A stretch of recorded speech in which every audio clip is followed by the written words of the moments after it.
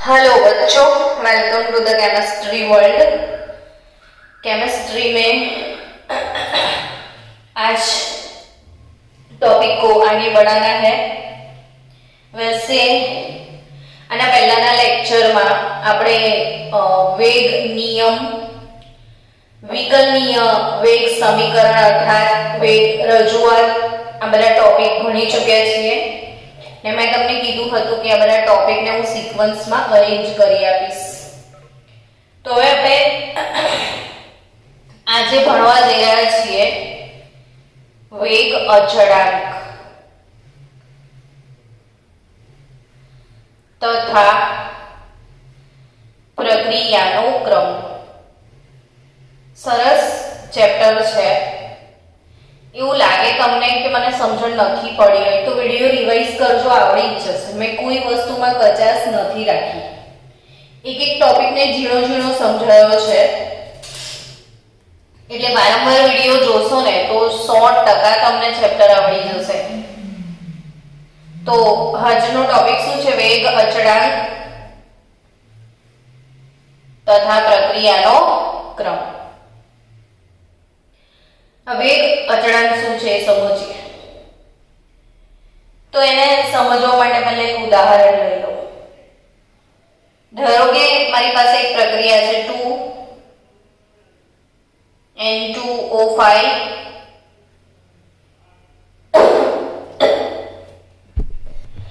2 मोल N2O5 gas any विघटन प्रक्रिया। ये बका फरी काच तूटी गयो जाते पड़े एनी जाते पड़े पण એને ફિટ બરાબર કરી લે। છોકરાઓ 2 મિનિટ ઊભા રહેજો, ઊભી રહો, ફિટ કરી આપો। થઈ ગયો।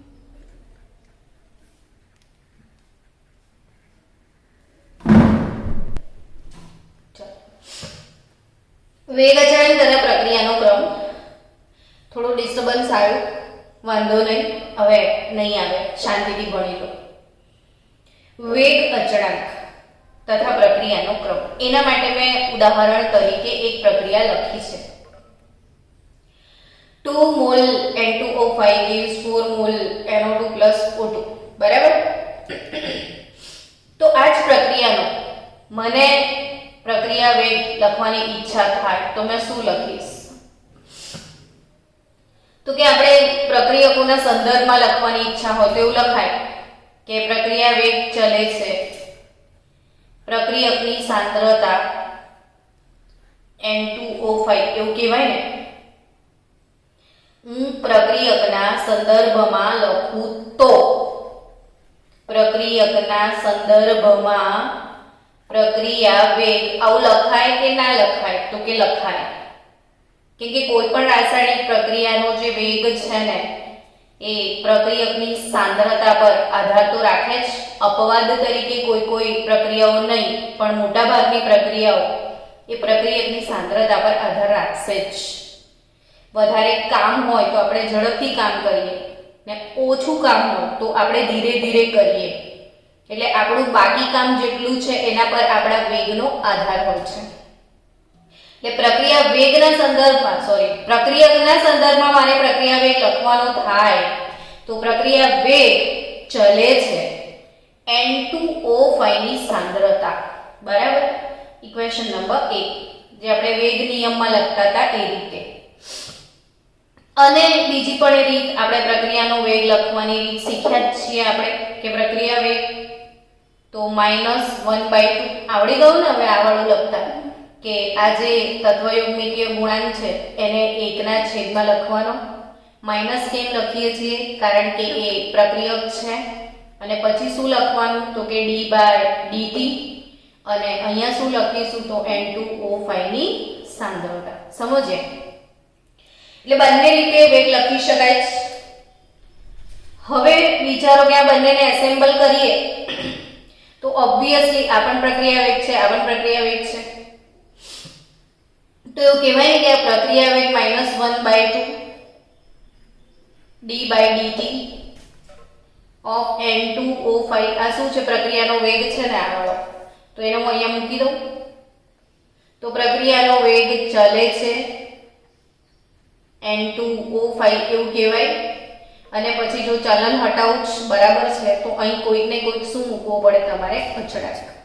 તો જ તમે આ ચલનનું નિશાન હટાવશો એટલે આને સપ્રમાણતા અચળાંક કહેવાય. અને આ જે સપ્રમાણતા અચળાંક આવ્યો એને જ આપણે શું કહીએ છીએ? વેગ અચળાંક.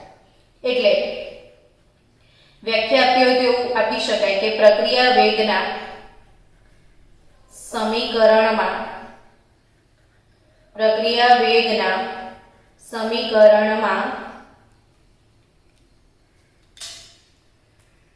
આવતા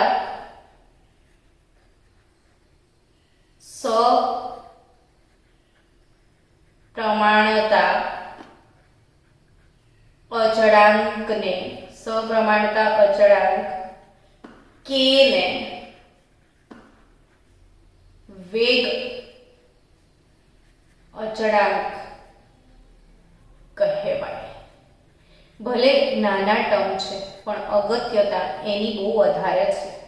ટર્મને સમજતા નથી તો થિયરી ક્યાંથી સમજી શકવાના છો તમે? એટલે તો ફરી એકવાર વ્યાખ્યાને રિવાઇઝ કરો કે કોને કહીશું આપણે?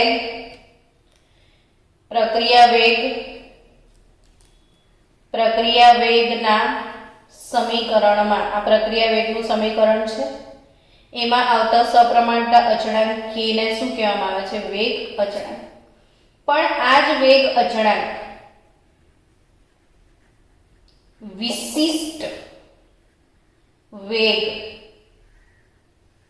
અચળાંક ક્યારે કહેવાય એ સમજીએ કે વિશિષ્ટ વેગ અચળાંક એટલે શું. આ બધી ઝીણી ઝીણી વાતો યાદ રાખજો. હું પ્રશ્ન બનાવીને જ લખું છું તો એ તમને મગજમાં ક્લિક થાય કે વિશિષ્ટ વેગ અચળાંક શું. તો કે ધારો કે મારી પાસે કોઈ પ્રક્રિયા છે a+b જેની નીપજ આવે છે c. હવે હું આનો પ્રક્રિયા વેગ લખું છું કે પ્રક્રિયા વેગ બરાબર કે કૌંસમાં a ની સાંદ્રતા b ની સાંદ્રતા. હવે જો k ને આપણે વેગ અચળાંક કહીએ છીએ તો વાત કરી દીધી. પણ જો આ બંને પ્રક્રિયકો ની સાંદ્રતા જો એક હોય એટલે બંનેની સાંદ્રતા 1 મોલર હોય તો અહીંયા પણ 1 ને અહીં પણ 1 તો k પ્રક્રિયાનો વેગ બની જશે કે નહીં? તો યાદ રાખો કે જ્યારે પ્રક્રિયકો પ્રક્રિયામાં ભાગ લેતા બધા જ પ્રક્રિયકો ની સાંદ્રતા એકમ લેવામાં આવે, એકમ યુનિટી 1 મોલર હોય કે 1 બાર હોય, ગેસિયસ હોય, વાયુ હોય તો આપણે બાર લઈએ. તો પ્રક્રિયકોની સાંદ્રતા 1 મોલર હોય તો પ્રક્રિયાનો વેગ એ k બરાબર થાય છે. એટલે k નું મૂલ્ય પ્રક્રિયા વેગ જેટલું જ થઈ જાય હોય તો k એ k ના મૂલ્ય બરાબર થાય ને એ સંજોગોમાં k ને શું કહેવામાં આવે છે? વિશિષ્ટ વેગ અચળાંક. તો આ વેગ અચળાંક જ્યારે સાંદ્રતા એકમ હોય ત્યારે એ વેગ બની જાય છે ને એવા સંજોગોમાં એને શું કહેવામાં આવે છે? વિશિષ્ટ વેગ અચળાંક. ફોર એક્ઝામ્પલ આપણે દાખલો ગણીશું ત્યારે સમજ પડશે, છતાં પણ હું હમણાં એકવાર સમજાવું એટલે 2 વખત થઈ જાય તો તમને યાદ રહી જાય કે એક પ્રક્રિયા છે N2 gas plus 3H2 gas gives 2NH3 gas. અમોનિયાની બનાવટની પ્રક્રિયા છે. અમોનિયાની બનાવટની પ્રક્રિયા છે. તો આ પ્રક્રિયામાં પ્રક્રિયા વેગ આપણે આ રીતે લખીએ. ધારો કે k કૌંસમાં N2 ની સાંદ્રતાની 1 ઘાત H2 ની સાંદ્રતાનો ઘન આવું લખાય. હવે માની લો કે આની સાંદ્રતા 1 મોલર છે, આની સાંદ્રતા 1 મોલર છે, તો પ્રક્રિયાનો વેગ એની કિંમત k જેટલી થશે ને, એટલે તમારો જે પ્રક્રિયા વેગ છે એ જ શું બની જશે? વેગનો અચળાંક. એટલે વેગ અચળાંકની કિંમત અને પ્રક્રિયા વેગની કિંમત બંને સમાન થઈ જશે. આ સંજોગોમાં આ k ને આપણે શું કહેવામાં આવે છે? વિશિષ્ટ વેગ અચળાંક. એટલે હવે તમને આઈડિયા આવી ગયો કે વિશિષ્ટ વેગ અચળાંક એટલે શું? તો કે જ્યારે તમામ પ્રક્રિયકોની સાંદ્રતા નું મૂલ્ય 1 હોય ત્યારે પ્રક્રિયા વેગનું મૂલ્ય વેગ અચળાંકને સમાન થાય છે અને તેને આપણે કહેવામાં આવે છે વિશિષ્ટ વેગ અચળાંક. ચલો હવે આપણે ચેપ્ટર રિયલીમાં સ્ટાર્ટ કરવા જઈ રહ્યા છે. કે આખા ચેપ્ટરમાં જે છે એ રિયલ ચેપ્ટર સ્ટાર્ટ્સ નાઉ. ને અમેઝિંગ ચેપ્ટર છે, મારું ફેવરિટ છે ને મને ખબર છે કે મારું ફેવરિટ હોય એટલે તમારું ફેવરિટ બની જ જવાનું છે automatically. So one of the very most important topic which is પ્રક્રિયાક્રમ.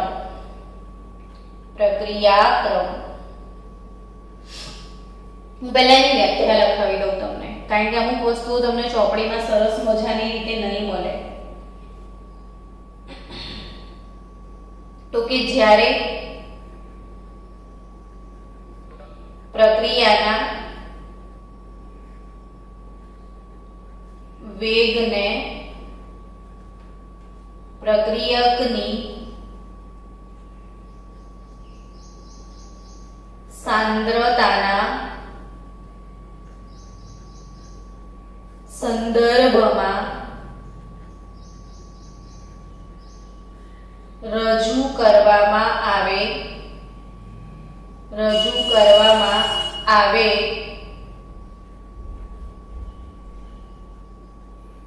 ત્યારે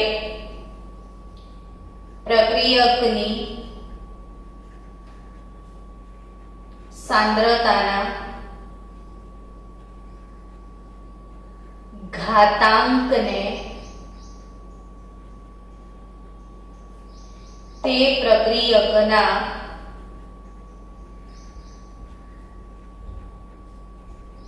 સંદર્ભમાં પ્રક્રિયાનો ક્રમ કહેવાય. શું વ્યાખ્યા થશે? જ્યારે પ્રક્રિયાના વેગને પ્રક્રિયકની સાંદ્રતાના સંદર્ભમાં રજૂ કરવામાં આવે ત્યારે પ્રક્રિયકની સાંદ્રતાનો જે ઘાતાંક છે તે પ્રક્રિયકના સંદર્ભમાં પ્રક્રિયાનો ક્રમ કહેવાય.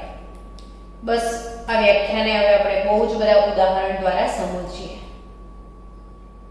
ધારો કે મારી પાસે આપણે H2 plus Br2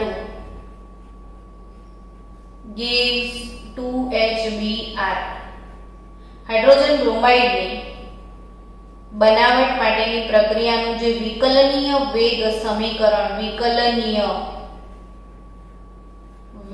સમીકરણ અર્થાત વેગ રજૂઆત ભણ્યા હતા કે જે તમને ખ્યાલ છે કે આ વિકલનીય વેગ રજૂઆત એ પ્રક્રિયાના લાંબા ગાળાના અભ્યાસને આધારે રજૂ કરવામાં આવે છે.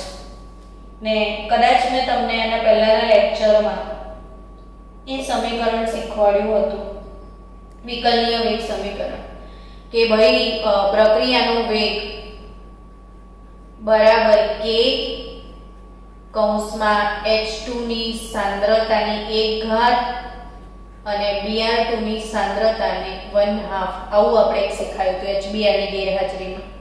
તો બાળકો આ H2 પ્રક્રિયકની સાંદ્રતાનો જે ઘાત છે એને પ્રક્રિયાનો ક્રમ કહેવાય. એટલે યાદ રાખજો કે H2 ના સંદર્ભમાં પ્રક્રિયાનો ક્રમ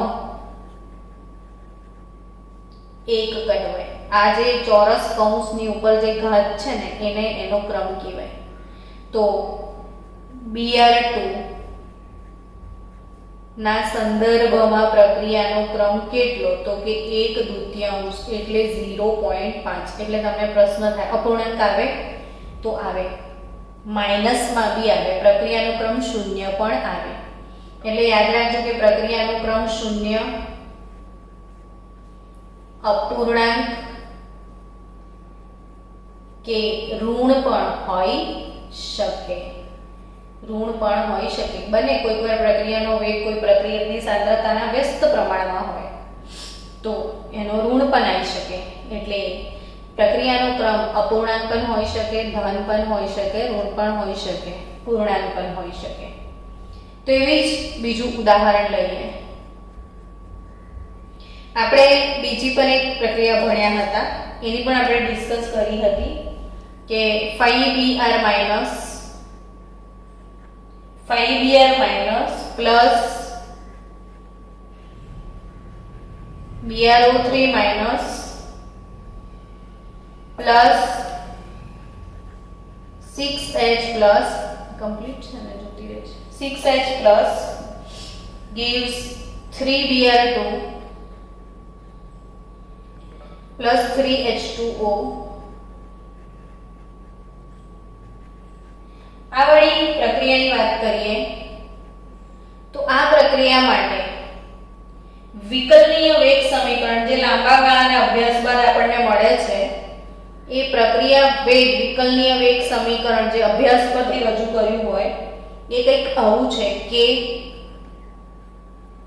બ્રોમાઇડની સાંદ્રતા ની 1 ઘાત છે, એમાં BrO3 ની સાંદ્રતાનો 2 ઘાત છે અને H+ ની સાંદ્રતા એનો પણ 2 ઘાત છે અને BrO3 માઇનસ ની 1 જ ઘાત છે.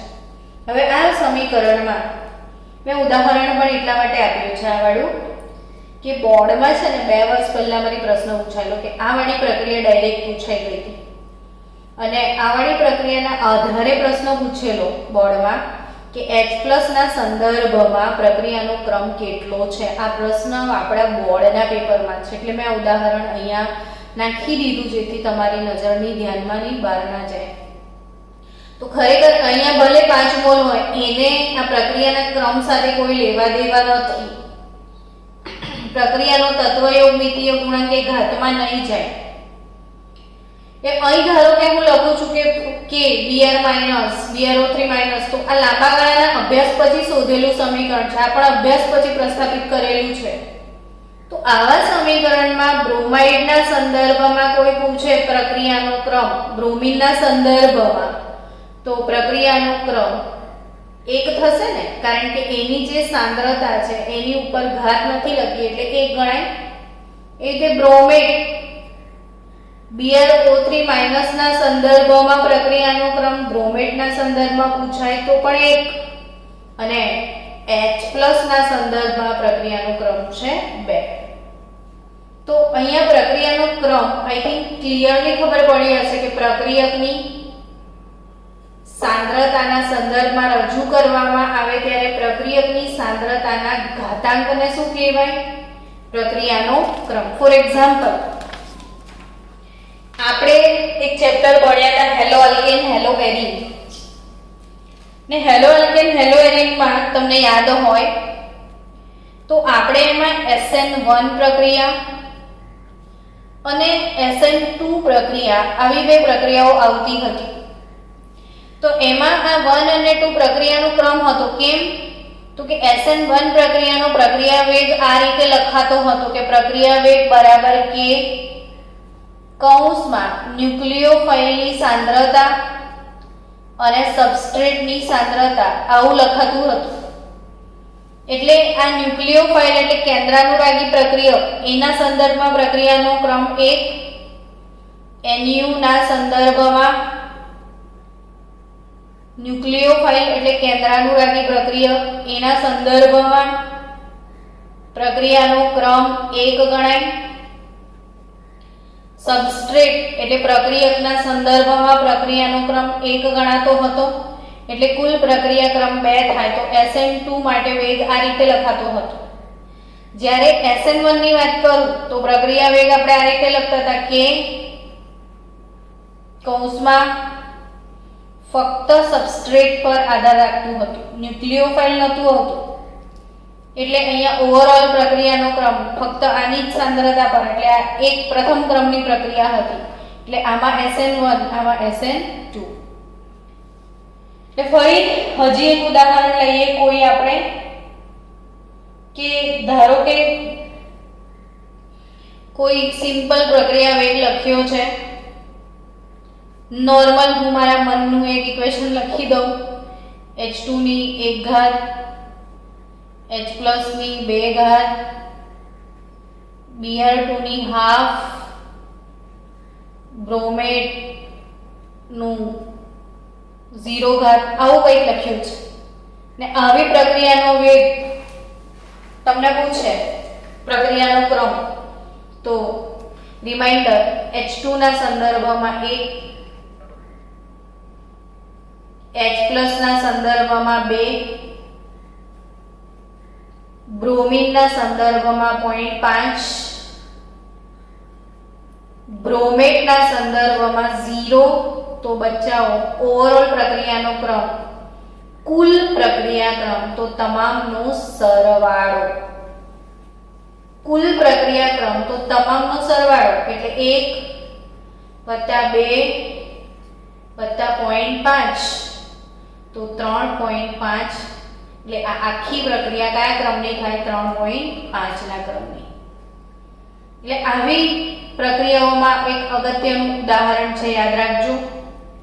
હું એવા જ ઉદાહરણ લઈ લઉં છું કે બે કામ થાય, થિયરી પણ સમજાય ને MCQ માં આવા પ્રશ્નો પૂછાય તો સોલ્વ બી થઈ જાય. 3 સરસ મજાની પ્રક્રિયાઓ છે જેને બધા જ બાળકો જાણે છે કે HCl ની બનાવટ.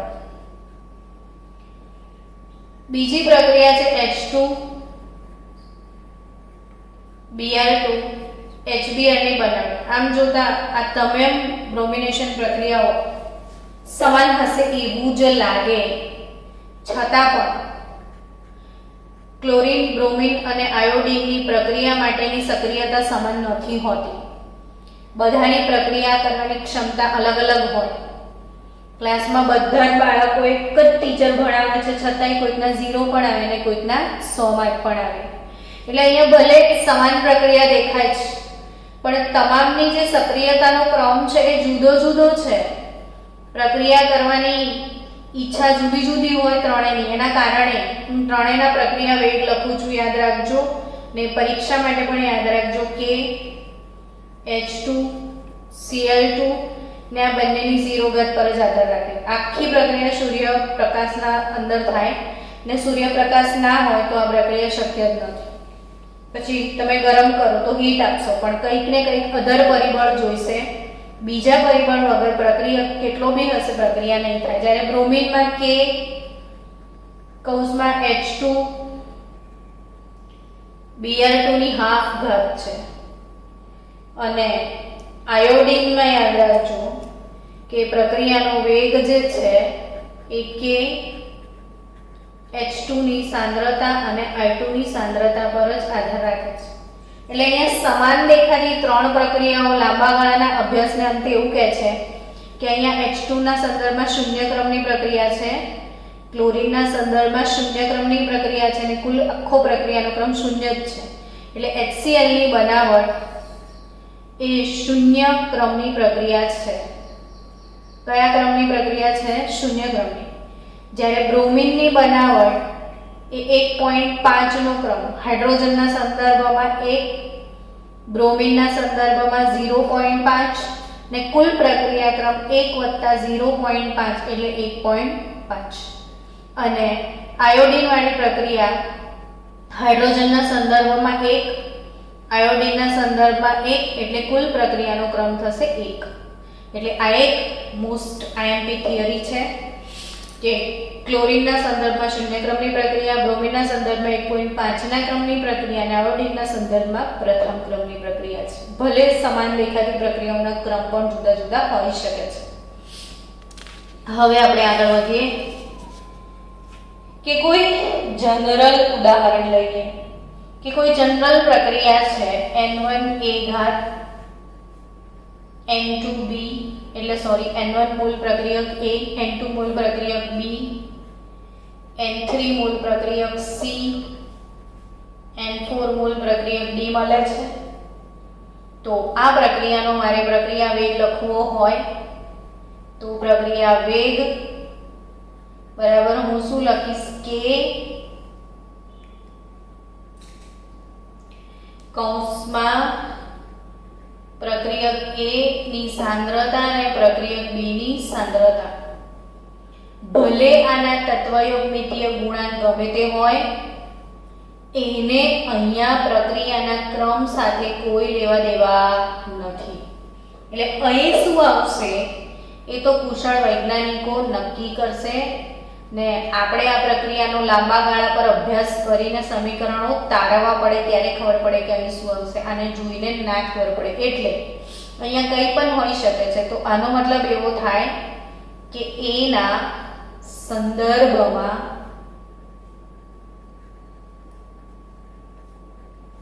પ્રક્રિયાનો ક્રમ x કહેવાય, b ના સંદર્ભમાં પ્રક્રિયાનો ક્રમ શું કહેવાય y કહેવાય અને કુલ પ્રક્રિયા ક્રમ કેટલો તો કે x y બરાબર n. તો અહીંયા યાદ રાખજો કે આ બંનેનો સરવાળો એટલે કુલ પ્રક્રિયાક્રમ ને જેને આપણે સિમ્બોલ આપ્યું છે n એટલે n શું હશે પ્રક્રિયાનો કુલ ક્રમ. તો 5 મિનિટ બ્રેક લઈએ આપણે. हेलो बच्चों, बहुत मोस्ट आईएमपी थियरी चलावा जाऊँ छुं. आना परथी एमसीक्यू पूछाशे वधारे पड़ता. तो एमसीक्यू सॉल्व करवा माटेनी आ थियरी छे.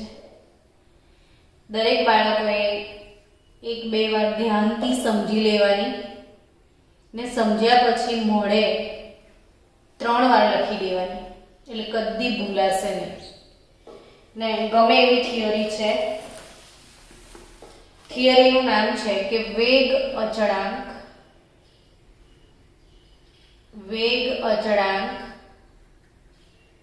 કે નો એકમ અથવા પરિમાણ, એકમને આપણે શું કહે છે પરિમાણ તારવો. તો આ ઇમ્પોર્ટન્ટ થિયરી સાથે બધા જોડાઈ જાઓ કે વેગ અચળાંક k નો એકમ તારવો. એટલે ધારો કે પ્રક્રિયા આપણી જો લખેલી જ છે અહીંયા એટલે આપણે ચિંતા જ નથી, આ લખેલું જ છે મેં ઉપર બધું કે આ જ પ્રક્રિયા છે. n1 mall A plus n2 mall B gives n3 mall C ને n4 મોલ D. આ પ્રક્રિયા માટેનો પ્રક્રિયા વેગ શું લખાય તો કે વેગ બરાબર k પ્રક્રિયક A ની સાંદ્રતા, પ્રક્રિયક B ની સાંદ્રતા, A ના સંદર્ભમાં ક્રમ x, B ના સંદર્ભમાં ક્રમ y ને x y બરાબર n, જેને કુલ પ્રક્રિયાનો ક્રમ કહેવાશે. હવે વેગ આપણે k નો એકમ તારવવાનો છે તો k ને સૂત્ર કરતા બનાવીએ. એટલે વેગ છેદમાં A ની સાંદ્રતાની x ઘાત અને b ની સાંદ્રતાની y ઘાત. તો વેગ નો એકમ શું છે તો કે વેગ એટલે શું બોલો. વેગનું સમીકરણ યાદ આવે છે તમને? પ્રક્રિયકની સાંદ્રતામાં થતો ઘટાડો ભાગ્યા સમય અથવા નિપજની સાંદ્રતામાં થતો વધારો ભાગ્યા સમય. અર્થાત સાંદ્રતા ભાગ્યા સમય હતો ને વેગનો એકમ. તો અહીં વેગની જગ્યાએ લખી દો સાંદ્રતા છેદમાં સમય. હવે આ શું છે ચોરસ કૌંસ તો કે સાંદ્રતા એ સાંદ્રતાની x ઘાત, આ શું છે તો કે એ બી સાંદ્રતા, તો સાંદ્રતાની કેટલી ઘાત થઈ? y ઘાત થઈ. તો સાંદ્રતાની ઘાત કેટલી થઈ બોલો હવે? તો કે અહીં આગળ સાંદ્રતાની ઘાત 1 છે ને, અહીં તો માઈનસ x ઉપર બંને આવશે તો અહીંયા x પ્લસ y ને ઉપર આવે તો 1 minus x plus y upon સમય. આવું કહેવાય કે નહીં?